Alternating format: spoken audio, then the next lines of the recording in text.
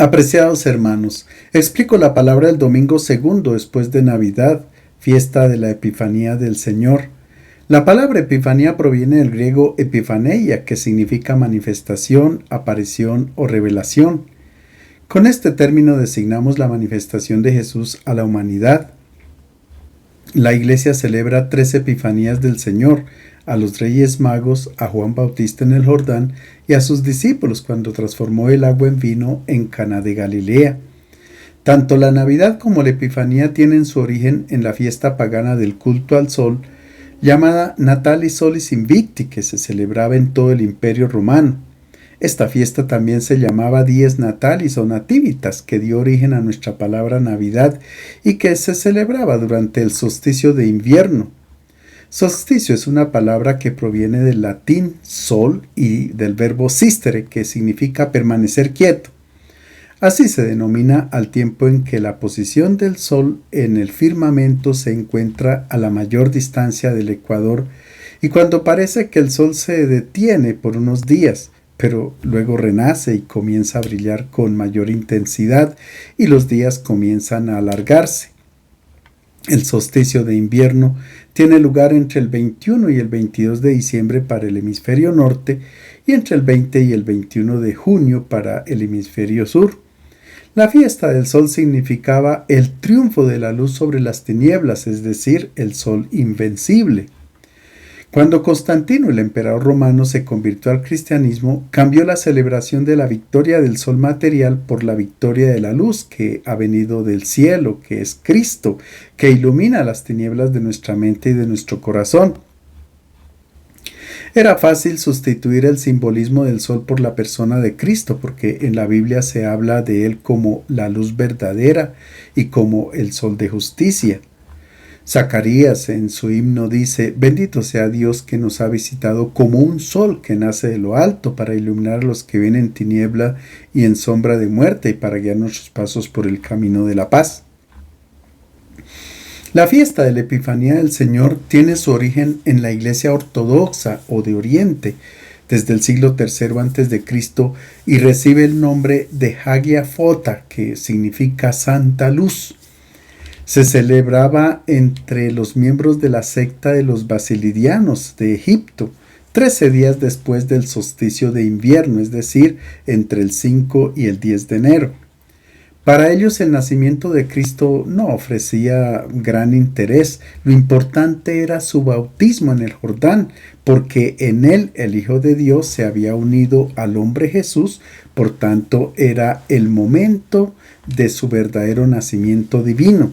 En cambio, en la Iglesia Católica Romana celebramos la Epifanía o manifestación del Niño Jesús a los Reyes Magos y en general a todas las naciones de la tierra. La primera lectura es de Isaías, capítulo 60, versículos 1 a 6. La luz brilla sobre Jerusalén. Nuestro texto hace parte del tercer Isaías, que corresponde a los capítulos 56 a 66 del libro del profeta Isaías. Un profeta anónimo que ejerce su ministerio en Jerusalén anuncia la buena noticia del regreso a la tierra de Israel de todos los judíos que se encontraban desanimados y sin esperanza en el extranjero, concretamente en el cautiverio en Babilonia. En el año 587 a.C. los asirios habían destruido Jerusalén y habían deportado a los más notables del pueblo de Israel. La ciudad fue humillada, reducida a un montón de escombros. A los ojos del profeta es como una viuda sentada en la tierra, sola, abatida, desolada, sin marido y privada de los hijos que le han sido arrebatados y deportados a tierra extranjera. Es que la historia de Israel se ha caracterizado por la dominación extranjera, porque cuando no estaban sujetos a los príncipes de Mesopotamia por el norte, lo estaban a los faraones de Egipto por el sur. La posición geográfica de la Tierra Santa en medio de estas dos potencias, la mayoría del tiempo enemigas entre sí, propiciaba la invasión y la dependencia o de la una o de la otra. Muchas veces el territorio se convirtió en campo de batalla de estas dos potencias. Era normal que los judíos sintieran odio y deseos de venganza por estos poderes enemigos, pero Dios tenía otros planes. En la perspectiva del profeta, ahora el Señor va a intervenir y la suerte cambiará. Mientras que en las demás naciones de la tierra hay oscuridad y tinieblas, sobre Jerusalén brillará una luz grande.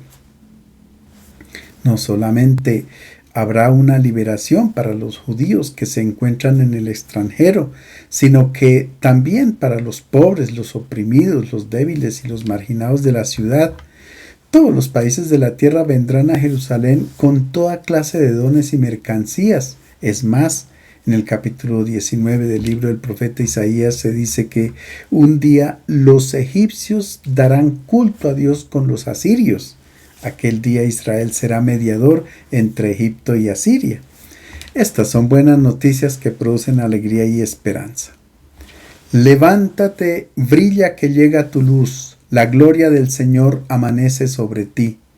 Mira, las tinieblas cubren la tierra, la oscuridad los pueblos, pero sobre ti amanecerá el Señor, su gloria aparecerá sobre ti, y acudirán los pueblos a tu luz, los reyes al resplandor de tu aurora. Echa una mirada a tu alrededor y observa, todos esos se han reunido, vienen a ti, tus hijos llegan de lejos, a tus hijas las traen en brazos. Entonces lo verás, radiante de alegría, tu corazón se asombrará, se ensanchará cuando vuelquen sobre ti los tesoros del mar y te traigan las riquezas de los pueblos. Te inundará una multitud de camellos, de dromedarios de Madián y de Efá. Vienen todos de Saba trayendo incienso y oro y proclamando las alabanzas del Señor. El profeta se inspira en una imagen que es fruto de su experiencia. Jerusalén está ubicada sobre un monte rodeado por el valle de la Gehenna y el Cedrón, que significa oscuro. Cuando los rayos del sol asoman por el monte de los olivos, la ciudad se llena de luz, mientras que los valles permanecen oscuros. Así como la luz del sol permanece todo el día sobre Jerusalén, así será su gloria cuando llegue la luz salvadora de Dios. La ciudad cambiará su rostro, será una nueva Jerusalén. Por tanto, ella puede desprenderse de los símbolos de luto, de levantarse y estar en pie esperando el regreso del Señor, que en otro tiempo la había abandonado a causa de su infidelidad. Ella es invitada por el profeta a levantar la vista para que mire cómo regresan sus hijos que han sido llevados en exilio. Ellos llegan de lejos y a sus hijas las traen en brazos. Así la ciudad será abundantemente repoblada. Y si Jerusalén levanta la mirada hacia el occidente, podrá contemplar en el horizonte, entre las olas del mar Mediterráneo, a todas las naves cargadas de regalos que proceden de Fenicia, Grecia y Tarsis, el mítico país por donde se oculta el sol. Y si la ciudad mira hacia el oriente, podrá ver la caravana de camellos y dromedarios que traen los productos exóticos del desierto de Arabia y de los reinos de Saba, especias, perfumes, oro y todo lo más precioso que existe. La ciudad está destinada a eliminar la pobreza porque a ella vendrán toda clase de riquezas. Así profetiza también Ageo: vendrán las riquezas de todos los pueblos. Y el Salmo 72 dice: los reyes de Tarsis y las islas le pagarán tributo, los reyes de Saba y Arabia le pagarán impuestos. Todas estas profecías se cumplieron a cabalidad cuando de la estirpe de Jacob surgió la estrella que es Cristo el Señor. Su resurrección se ha convertido en luz capaz de vencer todas las tinieblas que envuelven al ser humano. Desde aquel día todos los pueblos han iniciado su peregrinación hacia el monte del Señor, hacia la Nueva Jerusalén, que es la comunidad cristiana. Así ha sido la manifestación plena de Jesús a la humanidad. La segunda lectura es de la carta a los Efesios, capítulo 3, versículos 2 a 6. Dios revela un misterio escondido durante siglos. La tradición atribuye este escrito a Pablo cuando él estaba en prisión, más o menos por los años 61 a 63, pero realmente ha sido redactado mucho más tarde. Se trata de una catequesis bien elaborada y madurada que expresa una síntesis del pensamiento paulino. Es una carta circular, es decir, enviada a varias comunidades cristianas de la parte occidental del Asia Menor. El tema principal de la carta es lo que el autor llama misterio. Etimológicamente, la palabra misterio indica el lugar donde se hace silencio, donde se cierra la boca o los ojos.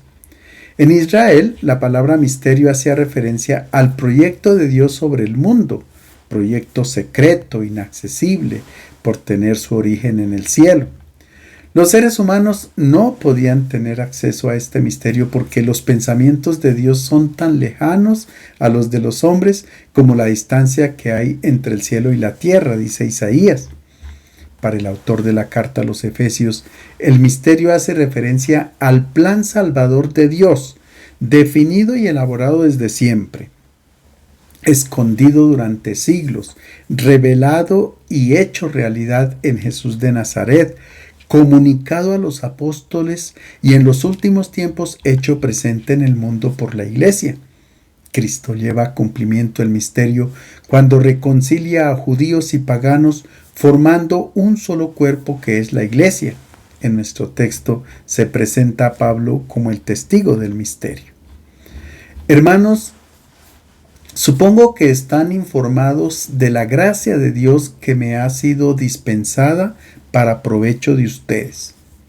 Fue por medio de una revelación como se me dio a conocer el misterio, tal como acabo de explicárselo brevemente. Lean mi carta y comprenderán cómo entiendo el misterio de Cristo. Este misterio no se dio a conocer a los hombres en las generaciones pasadas. Sin embargo, ahora se ha revelado a sus santos apóstoles y profetas inspirados. Y consiste en esto: que por medio de la buena noticia los paganos comparten la herencia y las promesas de Cristo Jesús y son miembros del mismo cuerpo. En tiempos de Jesús se creía que Dios daba a conocer sus proyectos a algunas personas por medio de sueños, visiones o cuando eran arrebatados hacia el cielo. Pero en los evangelios Jesús dijo a sus discípulos: a ustedes se les ha concedido conocer el misterio del reino de los cielos. En nuestro texto se afirma que los encargados de revelar los pensamientos y los planes del Señor no son los visionarios, sino los predicadores, los apóstoles, los profetas de las comunidades cristianas. Estas personas reciben el don de escrutar los misterios y darlos a conocer a su pueblo. Son personas sensibles a las obras que el Dios realiza en el mundo. La principal obra del Señor es su proyecto de salvación y ahora revela plenamente este misterio. La salvación ya no es privilegio de Israel, sino que está dirigida a todos los pueblos. En otras palabras, en Cristo Jesús también los paganos son coherederos, copartícipes de las promesas y forman con los miembros del pueblo elegido un único cuerpo. Así lo afirma el autor de la carta en el capítulo 2. Gracias a Cristo Jesús, los que en un tiempo estaban lejos, ahora están cerca por la sangre de Cristo. De esta manera se evidencia la Epifanía, la manifestación de la luz de Cristo para toda la humanidad. El Evangelio es de San Mateo capítulo 2 versículos 1 a 12, la visita de los Reyes Magos al Niño Jesús. Se trata de un episodio que a lo largo de los siglos ha suscitado un fuerte impacto en la fantasía de los cristianos. Nuestro texto hace parte del Evangelio de la infancia y solo lo encontramos en Mateo. Sabemos que los relatos de la infancia de Jesús no describen exactamente los hechos como sucedieron. No son relatos de crónica, sino que tienen el objetivo de comunicar un mensaje teológico sobre Jesús y su misión. Por tanto, el episodio no trata de la visita de unos jefes de estado al nuevo rey presente en la gruta de Belén, sino que por medio de símbolos e imágenes comprensibles y llenas de significado para los primeros cristianos, El evangelista nos presenta a Jesús como el enviado de Dios para salvar a toda la humanidad. Jesús es la luz que trae alegría y gozo a quienes la acogen en su vida. Escuchemos la primera parte del relato. Jesús nació en Belén de Judea en tiempos del rey Herodes. Sucedió que unos magos de Oriente se presentaron en Jerusalén preguntando: ¿Dónde está el rey de los judíos que acaba de nacer? Vimos aparecer su estrella y venimos a adorarlo. Al oírlo, el rey Herodes comenzó a temblar, y lo mismo que él toda Jerusalén. Entonces, reuniendo a todos los sumos sacerdotes y letrados del pueblo, les preguntó en qué lugar debía de nacer el Mesías. Le contestaron: en Belén de Judea, como está escrito por el profeta. Tú, Belén, en territorio de Judá, no eres ni mucho menos la última de las poblaciones de Judá, pues de ti saldrá un jefe, el pastor de mi pueblo Israel. Entonces Herodes, llamando en secreto a los magos, les preguntó el tiempo exacto en que había aparecido la estrella. Después los envió a Belén con el encargo: averigüen con precisión lo referente al niño, y cuando lo encuentren avísenme para que yo también vaya a adorarlo.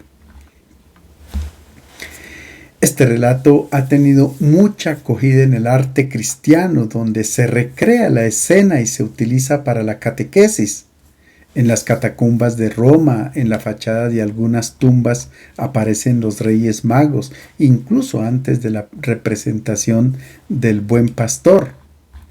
Nuestro texto comienza presentando a unos magos que vienen de Oriente en busca de una luz que han visto brillar en una estrella, y la identifican con el nacimiento de un nuevo rey. La escena creada por el evangelista ha dado origen a muchas leyendas. La primera es considerar a estos personajes como reyes, debido a la alusión que hace Mateo del Salmo 72. Los reyes de Tarsis y de las islas traigan presentes, los reyes de Saba y de Seba ofrezcan tributo. La palabra mago proviene de la lengua persa e indica a una casta de sacerdotes que estudiaban las estrellas en su deseo de buscar a Dios. Como los magos presentan regalos significativos a Jesús, entonces a partir del siglo III se ha pensado que eran reyes, pero el texto no lo dice, como tampoco precisa el número ni sus nombres. Por el número de regalos presentados a Jesús se estableció que fueran 3, uno por cada regalo. Porque hasta el siglo III en la iconografía se representaban 2, 3 o 4 magos. Incluso en la comunidad cristiana de Siria y de Armenia aseguraban que eran 12, como los 12 apóstoles o las 12 tribus de Israel. Los nombres actuales de los 3 magos, Melchor, Gaspar y Baltasar, aparecieron por primera vez en el mosaico de San Apolinar el Nuevo en Rávena, Italia, que data del siglo VI. En este mosaico se distinguen a los 3 reyes vestidos al modo persa, con sus nombres escritos encima y representando distintas edades, uno joven, otro adulto y otro anciano. Solo a finales del siglo XV se presentó a Baltasar con piel oscura. Así los 3 magos representaban a las 3 razas conocidas hasta la Edad Media. Melchor encarnaba a los europeos, Gaspar a los asiáticos y Baltasar a los africanos. Se dice que Melchor, el más anciano, ofrece el oro, Baltasar, el adulto, ofrece la mirra, y Gaspar, el más joven, ofrece el incienso. Lo cierto es que los 3 magos representan a todas las razas de la tierra y a todas las edades del ser humano. Son la imagen de la iglesia compuesta por gentes de toda raza, tribu, lengua y nación. La segunda leyenda cuenta que estos hombres, después de haber tenido una edad avanzada y después de muchas peripecias en sus vidas a causa de la fe en el nuevo rey, Se volvieron a encontrar los tres después de 60 años para celebrar la Navidad en Sebaste, en Armenia. Allí celebraron la Eucaristía y luego murieron uno tras de otro. Y una tercera leyenda medieval dice que después de la resurrección de Jesús, el apóstol Tomás los halló en el reino de Saba, donde fueron bautizados por él y consagrados obispos. Después fueron martirizados en el año 70 y depositados en el mismo sarcófago. Allá fue Santa Elena a buscarlos y los trasladó a Constantinopla. Posteriormente, Federico I Barbarroja, en el siglo XII, los trasladó a Colonia, en Alemania, y allí reposan en un bellísimo relicario en la Catedral de Colonia, convertida en lugar de peregrinación. San Mateo los llama magos, en vez de llamarlos sabios o astrónomos. La razón es muy sencilla, porque está aludiendo a una profecía del Antiguo Testamento que fue pronunciada unos 1200 años antes de Cristo por un mago y adivino del Oriente que se llamaba Balaam. El relato es bien conocido porque aparece un asna que habla y lo encontramos en el libro de los Números, en los capítulos 22 a 24. Allí se dice que el rey Balac de Moab había llamado a Balaam para que maldijera al pueblo de Israel que durante la travesía del Éxodo estaba pasando por su territorio. El rey Balac no era amigo de los israelitas y sentía envidia porque ellos tenían a un Dios muy poderoso que los había hecho salir de la esclavitud de Egipto.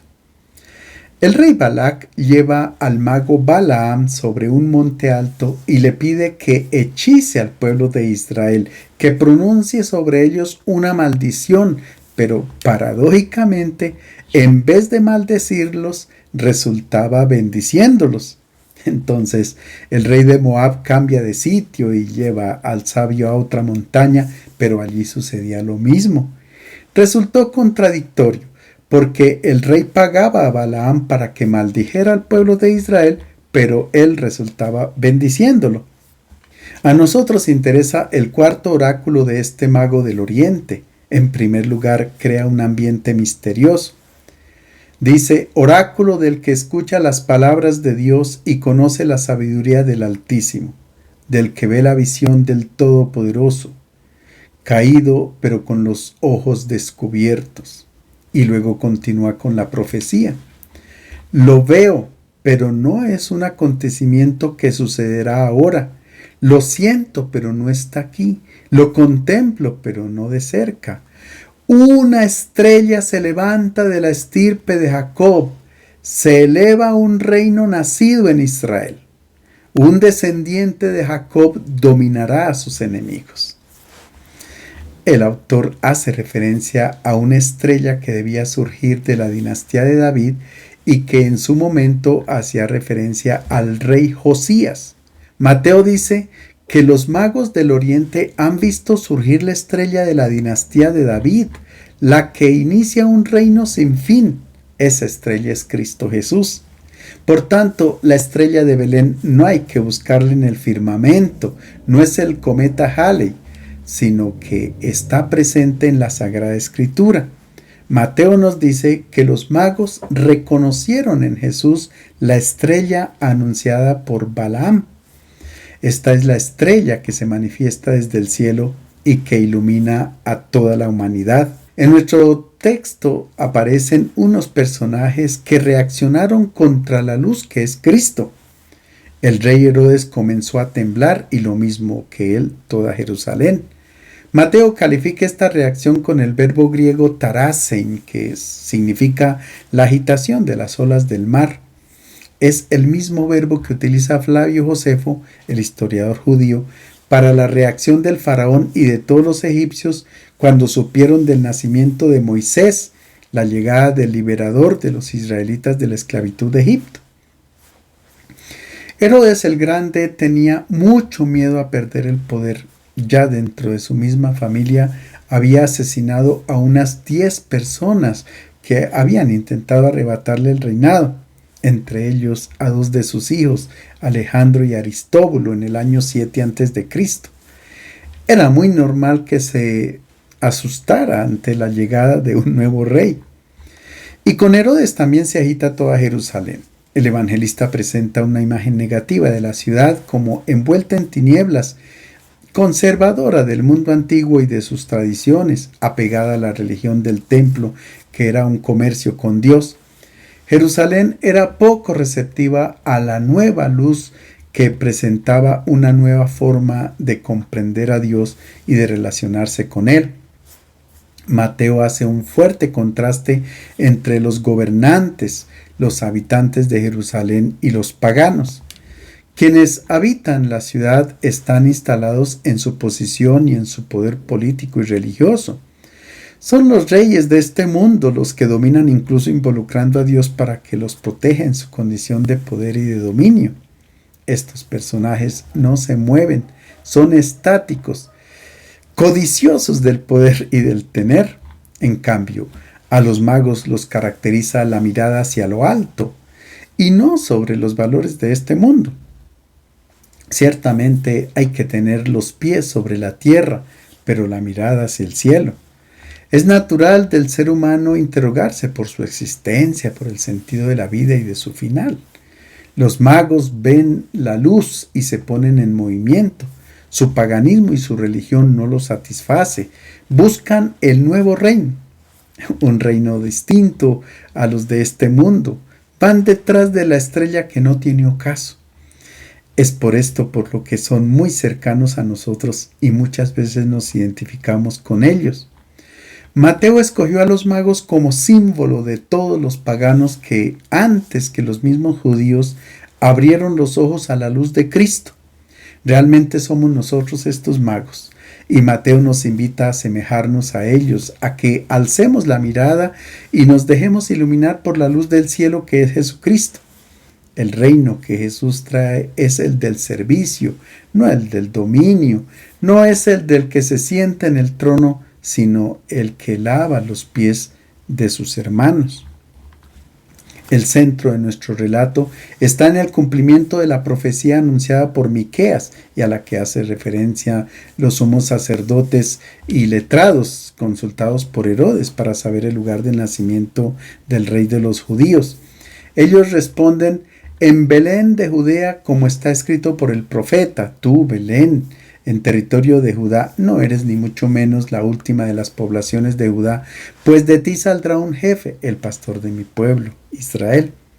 En su época, por el año 700 a.C., Miqueas consolaba al pueblo ante la amenaza de Asiria, anunciando un libertador de la descendencia de David. Según los escribas, el Mesías debía de nacer en Belén, de la descendencia de David, y según el evangelista, Jesús cumplió con estos requisitos. Escuchemos ahora cómo concluye nuestro texto en la búsqueda de la estrella. Y habiendo escuchado el encargo del rey, se fueron. De pronto la estrella se les apareció en oriente. Avanzó delante de ellos hasta detenerse sobre el lugar donde estaba el niño.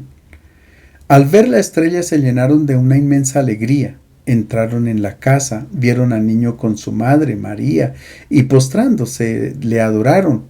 Abrieron sus tesoros y le ofrecieron como regalos oro, incienso y mirra. Después, advertidos por un sueño de que no volvieran a casa de Herodes, regresaron a su tierra por otro camino. Los magos no ven la estrella en Jerusalén, la ciudad rodeada por tinieblas, sino solo cuando están fuera de la capital, cerca de Belén. En algunos pasajes bíblicos la ciudad tiene un aspecto negativo. Es el lugar de la violencia, del poder, de la explotación y del modo de pensar de acuerdo con los valores de este mundo. Al ver la estrella, los magos experimentan un profundo gozo. En griego se dice Harán Megalenes Fodra, que significa un gozo grande e inmenso. Es que el camino hacia la luz comporta un gozo inmenso. Cuando acogemos la propuesta del Evangelio encontramos paz y armonía, alegría y felicidad. Los magos nunca se extraviaron de la dirección hacia la luz y cuando encontraron a Jesús le ofrecieron sus dones, oro, incienso y mirra. El evangelista está haciendo referencia a una cita del libro del profeta Isaías con referencia a Jerusalén. Te inundará una multitud de camellos, de dromedarios, de Madián y de Efá. Vienen todos de Saba trayendo incienso, oro y proclamando las alabanzas del Señor. Es por esto por lo que representamos a los magos montados sobre los camellos o dromedarios. A los dones referidos por el profeta, oro e incienso, se adicionó la mirra. Con el oro se pagaba el tributo a un soberano. Quienes han visto la luz reconocen a Jesús como Rey y quieren formar parte de su reino. El incienso se utilizaba en el culto y solo los sacerdotes podían ofrecerlo en el templo. Los magos son también sacerdotes que ofrecen incienso a Dios y reconocen la divinidad de Jesús, un elemento importante para la comunidad de Mateo por el año 80. La mirra, que es una sustancia de color rojo y en forma de lágrimas, aparece en el libro del Cantar de los Cantares como símbolo del amor. La esposa dice al esposo: mi amado es para mí como una bolsita de mirra que reposa entre mis pechos. Y más adelante dice el esposo: he venido a mi huerto, oh hermana y novia mía, he recogido mi mirra y mi perfume. Los magos establecen una relación de amor con Jesús, el hombre mortal que ha de sufrir y donar su vida por amor a la humanidad. Nuestro pasaje termina diciendo que los magos regresaron a su tierra por otro camino, ya no por el camino de antes, porque han descubierto la luz que les indica una nueva vida al lado de la estrella que es Cristo Jesús. Les deseo un feliz domingo.